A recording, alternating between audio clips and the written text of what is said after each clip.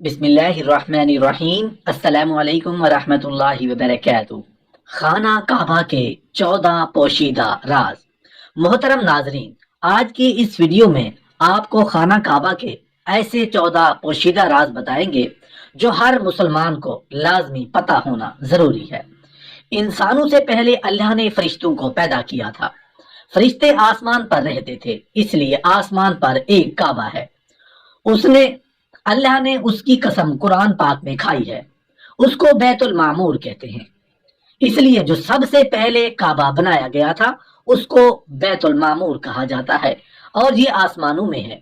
خانہ کعبہ کے بارے میں اللہ تعالیٰ قرآن پاک میں ارشاد فرماتا ہے، بے شک سب سے پہلا عبادت کا گھر انسانوں کے لیے جو مقرر کیا گیا وہ مکہ میں ہے،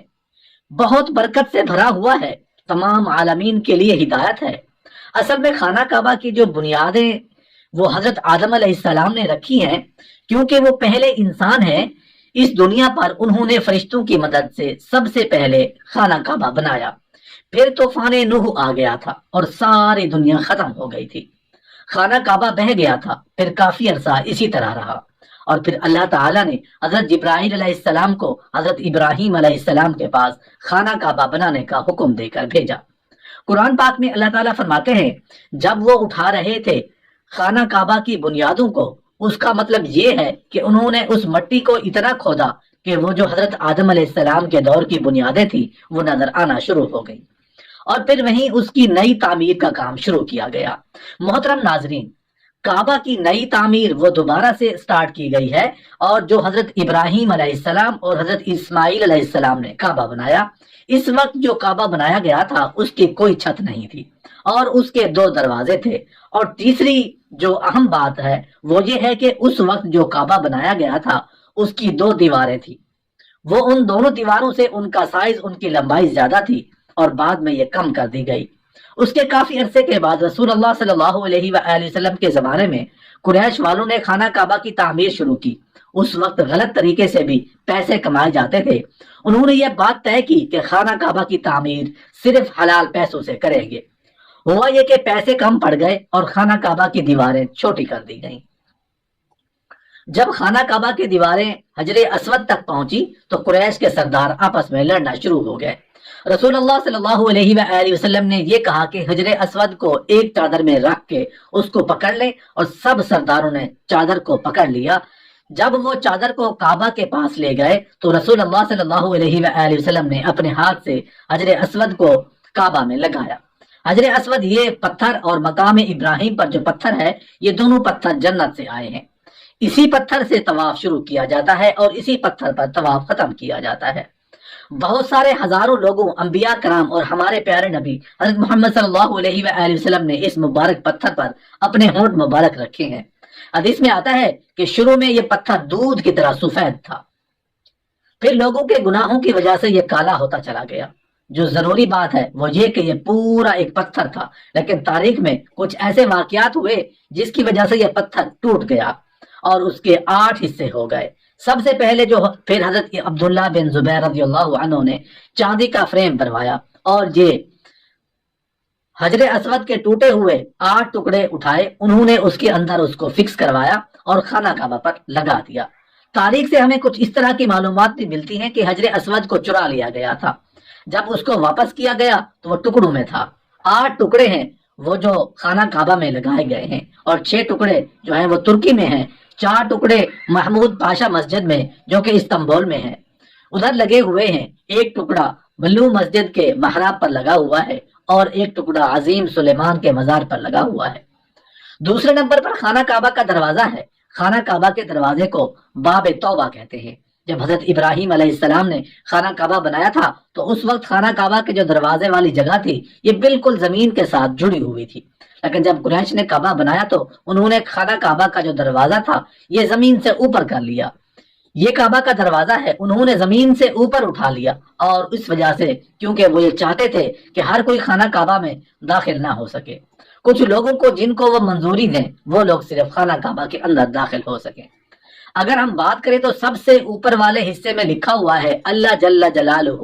محمد صلی اللہ علیہ وآلہ وسلم، اور اس کے نیچے قرآن پاک کی بہت سی خوبصورت آیات لکھی ہیں۔ خانہ کعبے کے دروازے پر لکھا ہوا ہے کہ یعنی ترجمہ پہ سچ کر رہا ہوں، کہو کہ اے میرے بندو، لوگوں نے گناہ کر کے اپنی جانوں پر ظلم کیا ہے، کبھی بھی اللہ کی رحمت سے نا امید مت ہونا۔ خانہ کعبہ کے دروازے پر لکھا ہوا ہے، آپ کا رب کہتا ہے مجھ سے دعا کرو، میں تمہاری دعا کا، تمہارے پکار کا جواب دوں گا۔ خانہ کعبہ بنایا تو اس وقت اس کی کوئی چھت نہیں تھی، لیکن جب قریش نے کعبہ بنایا تو انہوں نے اس کی چھت بھی بنائی۔ اب جب آسمان سے بارش ہوتی تھی تو بارش کا پانی خانہ کعبہ کی چھت پر جمع ہو جاتا ہے، تو خانہ کعبہ کی چھت سے پانی اتارنے کے لیے بھی تو کوئی پائپ ہونا چاہیے۔ خانہ کعبہ کی چھت کے اوپر والی سائڈ پر اس سے بارش کا پانی خانہ کعبہ کی چھت سے نیچے زمین پر اترتا ہے، خواہ وہ لوگ نیچے اس کے نہاتے بھی ہیں، اس کو رحمت کا پرنالہ کہا جاتا ہے۔ رحمت والا پانی خانہ کعبہ کے چھت سے نیچے اترتا ہے۔ چوتھے نمبر پر خانہ کعبہ کی نیچے والی سائڈ پہ وائٹ کلر کا ماربل لگا ہوا، ماربل کا شادروان کہتے ہیں، اس ماربل کے اوپر کنڈے لگے ہوئے ہیں جن کے اندر رسی ڈال کے خانہ کعبہ کے غلاف کو نیچے سے باندھ دیا جاتا ہے۔ جب لوگ یہاں پر آتے ہیں تو وہ ننگے پاؤں ہوتے ہیں، اور آپ کو پتا ہے کہ ننگے پاؤں کی انگلیوں پر بہت زور سے لگتی ہے، اس لیے انہوں نے اس کی شیپ نیچے سے اندر کی طرف اس طرح سے بنائی ہوئی ہے تاکہ لوگوں کی پاؤں کی انگلیوں پہ نہ لگیں۔ اس وقت کوئی حتیم نہیں تھا، لیکن پھر جب قریش نے خانہ کعبہ بنایا تو وہ خانہ کعبہ بناتے بناتے پیسے کم ہو گئے، تو انہوں نے جو ہے وہ اپنا تقریباً خانہ کعبہ بنایا، اور اتنی جو تھی وہ جگہ بچ گئی، اس کی جگہ انہوں نے پیسے ختم ہونے کی وجہ سے ایک دیوار بنا دی، تو آج تک اس طرح سے خانہ کعبہ ہے، اور اس کے ساتھ جو یو شیپ کی دیوار ہے، اس یو شیپ کی دیوار کو حتیم کہتے ہیں۔ آپ کو معلوم ہوگا کہ جب بھی خانہ کعبہ میں امام صاحب فرض نماز پڑھتے ہیں تو وہ خانہ کعبہ کے اندر تو جا کے نہیں نماز پڑھاتے، خانہ کعبہ کے باہر نماز پڑھاتے ہیں، اور جتنے بھی لوگ ہوتے ہیں خانہ کعبہ کے اندر تو جا کے کوئی بھی نماز نہیں پڑھتا، سب لوگ خانہ کعبہ کے باہر ہی نماز ہونے لگتی ہے۔ تو یہ خانہ کعبہ کے کیونکہ اندر کا حصہ ہے، حتیم اس کو خالی کروایا جاتا ہے، سب لوگ اس کے باہر ہی نماز پڑھتے ہیں، اور جو طواف ہوتا ہے وہ بھی آپ کو پتا ہے کہ خانہ کعبہ کے باہر ہی سب لوگ طواف کرتے ہیں۔ خانہ کعبہ کے اندر تو طواف نہیں کرتے، اس لیے اس ایریا کے اندر بھی کوئی طواف کرتے ہوئے نہیں جاتا، طواف بھی اس کے باہر سے ہی ہوتا ہے۔ اور اگر آپ کو موقع ملے نفل پڑھنے کا، آپ اس جگہ کے اوپر ضرور نفل پڑھیں، کیونکہ اگر آپ نے اس جگہ پہ نفل پڑھے تو اس کا مطلب یہ ہے کہ آپ نے خانہ کعبہ کے اندر نفل پڑھے۔ اور اس کے علاوہ کچھ باکس میں کچھ سکولرز کے مطابق حتیم کے اندر حضرت حاجرہ علیہ السلام اور حضرت اسماعیل علیہ السلام کی قبر مبارک ہے، کیونکہ یہ بہت ہزاروں سال پرانی بات ہے، اس لیے یہ کنفرم نہیں ہے، اس کے بارے میں اللہ تعالیٰ بہتر جاننے والا ہے۔ پانچواں نمبر یہ خانہ کعبہ کا دروازہ ہے اور حجر اسود پتھر ہے، اس کے درمیان کی جگہ کو ملتزم کہتے ہیں۔ اس کے ساتھ طرح سے آپ اپنے ہاتھ، دونوں ہاتھ سر اور سینہ پر لگا کر کھڑے ہو کر دعا مانگنا سنت ہے، اور یہاں پر بہت زیادہ دعا قبول ہوتی ہے، اس لیے آپ جب بھی خانہ کعبہ آنے لگیں تو دل میں پہلے سے 5-6 دعائیں ضرور یاد رکھیں۔ 7ویں نمبر پہ ہے کہ مقام ابراہیم، آپ دیکھ سکتے ہیں خانہ کعبہ کے پاس ایک جنگلہ لگا ہوا ہے، اس جنگلے کے اندر فریم بھی وہ پتھر ہے، جب حضرت محمد صلی اللہ علیہ وآلہ وسلم نے خانہ کعبہ بنا لیا تو اس پتھر کے اوپر کھڑے ہو کے حضرت ابراہیم علیہ السلام نے لوگوں کو حج کے لیے بلایا گیا تھا۔ قرآن پاک میں اللہ تعالیٰ فرماتا ہے کہ حضرت ابراہیم علیہ السلام اپنے مقام پر کھڑے ہو گئے اور کہنے لگے، لوگوں آپ کے پروردگار نے ایک مقام بنایا ہے، لہٰذا اس کے پاس حج ادا کرو، کیونکہ روایت میں یہ بھی آتا ہے کہ یہ والا پتھر اور حجر اسود یہ دونوں جنت سے آئے ہیں، اور کچھ روایت میں یہ بھی آتا ہے کہ یہ والا پتھر وہ پتھر ہے جس پر کھڑے ہو کر حضرت ابراہیم علیہ السلام نے خانہ کعبہ کی تعمیر کی تھی۔ حضرت ابراہیم علیہ السلام اس کے اوپر کھڑے ہو جاتے تھے اور حضرت اسماعیل علیہ السلام ان کو دیتے تھے، تو یہ پتھر خود ہی اوپر ہو جاتا تھا جہاں پر پتھر لگانا ہو، پھر حضرت ابراہیم علیہ السلام وہاں پر پتھر لگا دیتے تھے، لیکن یہ بات کنفرم ہے کہ اس پر حضرت ابراہیم علیہ السلام کے پاؤں کا نشان ہے، کیونکہ قرآن پاک میں اس کا ذکر ہے، اور اللہ تعالیٰ قرآن پاک میں اس کے بارے میں فرماتا ہے، مقام ابراہیم کو نماز پڑھنے کی جگہ بناؤ، اس وجہ سے طواف کرنے کے بعد لوگ اس کے پیچھے نفل پڑھتے ہیں اور اس کو بہت افضل سمجھا جاتا ہے۔ ضروری بات تو یہ ہے کہ پہلے یہ خانہ کعبہ کے ساتھ ہی ہوتا تھا، جب حضرت عمر فاروق رضی اللہ عنہ نے یہ دیکھا کہ اس کی وجہ سے طواف کرتے ہوئے اس جگہ پر لوگوں کا رش بن جاتا ہے، تو انہوں نے اس کو تھوڑا سا پیچھے کر دیا تاکہ لوگوں کا رش نہ بنے، لوگ آسانی سے طواف کر سکیں۔ جب اس کی صفائی کرنی ہوتی ہے تو یہ وائٹ سے بورڈ سائڈ پر لگائیں، یہ خانہ کعبہ کے 4 کونے میں ہے، خانہ کعبہ کے چاروں کونوں میں دو کونوں کو زیادہ اہمیت حاصل ہے۔ حضرت ابراہیم علیہ السلام نے خانہ کعبہ بنایا تھا، اس کے چار کونے تھے۔ خانہ کعبہ کے اس کونے کو رکن حجر اسود کہتے ہیں کیونکہ اس کونے کے اوپر حجر اسود پتھر لگا ہوا ہے، اور اس کونے کو رکن یمانی بھی کہتے ہیں کیونکہ اس کونے کی جو ڈائریکشن ہے وہ ملک یمن کی طرف ہے، اور اس کے کچھ حصے کے اوپر خانہ کعبہ کا غلاف نہیں ہے کیونکہ رسول اللہ صلی اللہ علیہ وآلہ وسلم نے اس کونے کا اپنے ہاتھ سے استلام کیا تھا، یعنی کہ اپنے ہاتھوں سے اس کونے کو ٹچ کیا تھا۔ اس لیے آپ یہاں پر جب بھی آئیں گے حجر اسود کا بوسہ بھی دیں، اور یہ رکن یمانی کا یہ جو حصہ ہے اس کے اوپر خانہ کعبہ کا غلاف نہیں ہے۔ جس حصے کے اوپر اپنے ہاتھوں سے استلام کریں، یعنی اس کو اپنے ہاتھوں سے ٹچ کریں، سنت رسول صلی اللہ علیہ وآلہ وسلم کو پورا کریں۔ رسول اللہ صلی اللہ علیہ وآلہ وسلم جب بھی رکن یمانی اور رکن حجر اسود کے درمیان سے گزرتے تھے تو دعا پڑھتے تھے، اللہ تعالیٰ آپ کو بھی انشاءاللہ لے کر جائے گا، اور جب بھی آپ کے ان درمیان سے گزرنا ہو تو آپ بھی دعا پڑھیں۔ اور خانہ کعبہ کے اس کونے کو رکن عراقی کہتے ہیں کیونکہ اس کی ڈائریکشن ملک عراق کی طرف ہے، اور خانہ کعبہ کے اس کونے کو رکن شامی کہتے ہیں کیونکہ اس کی ڈائریکشن ملک شام کی طرف ہے۔ 12 نمبر پر ہے خانہ کعبہ کا غلاف۔ جب خانہ کعبہ کا غلاف بنایا گیا تھا تو ان وقتوں میں خانہ کعبہ پر کوئی غلاف نہیں ڈالا جاتا تھا، پھر وقت کے ساتھ ساتھ red, white, green different colour جو ہے نا وہ غلاف کعبہ پر ڈالے گئے۔ آج خانہ کعبہ کے اوپر کالے رنگ کا غلاف ڈالا جاتا ہے۔ کعبہ کے غلاف پر اللہ کے نام اور قرآن پاک کی آیات لکھی ہوتی ہیں۔ پہلے کعبہ کا غلاف مصر سے بن کر بڑی شان و شوکت سے آیا کرتا تھا۔ کعبہ کی چھت کے اوپر اس طرح سے پائپ لگا ہوا ہے، اور پہلے جب حج کا مہینہ ہوتا تھا کعبہ کے غلاف اس طرح سے پائپ کے ساتھ باندھ دیا جاتا، لیکن آج کے دور میں جب حج کا مہینہ ہوتا ہے تو وائٹ کلر کے کاٹن کا کپڑے باندھ کر اس طرح سے خانہ کعبہ کا غلاف اوپر کر دیا جاتا ہے، چاروں سائڈ سے وائٹ سا کپڑا لگا کر، کیونکہ لوگ اپنے ساتھ کینچیاں، چھریاں، بلیڈ لے کر آتے ہیں اور کعبہ کے غلاف سے دھاگے، کپڑے کے پیسز کاٹ کر لے جاتے ہیں۔ ہر سال 9 ذوالحج کو خانہ کعبہ کا پرانا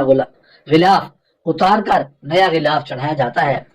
تو کیا آپ کو پتا ہے خانہ کعبہ کے 4 کونے ہوتے ہیں، اور جو ہم طواف سٹارٹ کرتے ہیں وہ خانہ کعبہ کے حجر اسود والے کونے سے سٹارٹ کرتے ہیں۔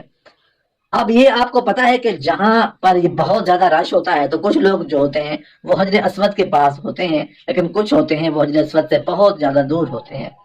کچھ لوگ ہوتے ہیں جو اوپر والے فلور پر ہوتے ہیں، جس کی وجہ سے انہیں خانہ کعبہ کا صحیح آئیڈیا نہیں ہوتا کہ ہم نے طواف کہاں سے سٹارٹ کرنا ہے۔ تو جہاں حجر اسود ہے وہاں گرین سے کلر کی لائٹ لگی ہوتی ہے، انہوں نے اور ساتھ ایک بورڈ لگایا ہوتا ہے جس کے اوپر لکھ کے عربی میں، اردو میں اور انگلش میں لگایا جاتا ہے کہ یہاں سے طواف جو ہے وہ سٹارٹ کرنا ہے۔ تو یہ ایک ڈائریکشن کے لیے یہاں سے آپ نے طواف شروع کرنا ہے۔ یہ وہ جگہ ہے جہاں پر ہمارے پیارے نبی حضرت محمد صلی اللہ علیہ وآلہ وسلم حضرت جبرائیل علیہ السلام نے نماز پڑھنا سکھایا تھا۔ حضرت جبرائیل علیہ السلام نے آپ صلی اللہ علیہ وآلہ وسلم کو 2 دن تک فجر، ظہر، عصر، مغرب اور عشاء کی نمازیں پڑھنا سکھایا، اور یہ بھی بتایا کہ کون سا ٹائم کون سی نماز پڑھنی چاہیے۔ حدیث میں آتا ہے کہ حضرت ابن عباس رضی اللہ عنہ سے روایت ہے کہ رسول کریم صلی اللہ علیہ وآلہ وسلم نے فرمایا، حضرت جبرائیل علیہ السلام نے امام بن کر خانہ کعبہ پر اس جگہ پر 2 دن نماز پڑھائی، تو اس لیے اس جگہ کو مصلی جبرائیل کہتے ہیں، اور یہ والی وہ جگہ ہے جہاں پر ہمارے پیارے نبی حضرت محمد صلی اللہ علیہ وآلہ وسلم نے نماز پڑھی۔ اور اس کے لیے آپ دیکھ سکتے ہیں کہ کہا جائے کہ نماز اور مائک یہاں پر پڑے ہوئے ہیں۔ یہ وہ جگہ ہے خانہ کعبہ میں جہاں سے امام صاحب نماز پڑھتے ہیں، اور پیچھے جو لوگ ہوئے آپ کو نظر آ رہے ہوتے ہیں، یہ خانہ کعبہ میں نماز پڑھنے کے لیے پہلی صف میں بیٹھے ہوئے ہیں۔ کچھ اسکالرز کا یہ بھی کہنا ہے کہ یہ وہ جگہ ہے جہاں پر پہلے مقام ابراہیم کے پاؤں کا نشان تھا، وہ یہاں پر ہوتا تھا کیونکہ قرآن پاک میں اللہ نے فرمایا ہے مقام ابراہیم کو نماز پڑھنے کی جگہ بناؤ، اس لیے جہاں پر جو ہے وہ نماز پڑھائی جاتی ہے۔ بعد میں رش بن جاتا ہے یہاں پر طواف کرتے ہوئے، تو حضرت عمر فاروق رضی اللہ عنہ کے دور حکومت میں یہ مقام ابراہیم کو پیچھے کر دیا گیا۔ جب امام صاحب یہاں پر نماز پڑھاتے ہیں تو ان کے لیے 9 مائکس رکھے ہوتے ہیں، اور 3 جب وہ کھڑے ہو کے الحمدللہ پڑھتے ہیں، 3 مائکس جب وہ رکوع میں جاتے ہیں، اس کے بعد والے 3 مائکس جب وہ سجدے میں جاتے ہیں اس کے لیے۔ ساتھ زمزم پڑا ہوتا ہے اور ایک ٹیشو کا باکس ہوتا ہے، اللہ پاک سے دعا ہے کہ مسلمانوں کو اپنے گھر کا بار بار دیدار نصیب فرمائے اور رسول اللہ صلی اللہ علیہ وآلہ وسلم کے نقش قدم پر چلنے کی توفیق عطا فرمائے، آمین یا رب العالمین۔